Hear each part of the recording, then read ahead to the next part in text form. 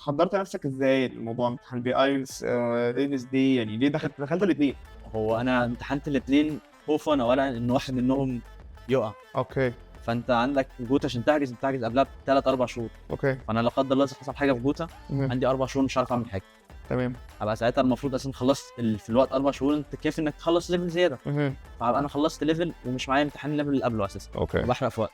قلت اخش الوز دي. مهم. الوز دي موجود حوالي كل شهر، ماشي. بس مشكلته انه اغلى شويه. هو اغلى شويه هو موضوع مم. دي بس القاهره كمان في القاهره كمان، ان شاء الله في اسكندريه قريب ان شاء الله. وكان الموضوع انك تروح للقاهره عشان تمتحن الوز دي متعب، بس مش متعب اكتر ما تستنى 4 شهور. اكيد طبعا. فانا قلت يعني مش عايز احرق 4 شهور من وقتي، خصوصا ان انا ساعتها كنت ثانويه عامه، فانا عندي الوقت اللي هو مش ما عنديش وفيه الوقت. اوكي عايز اعمل حاجه لازم اخلصها حالا. مهم.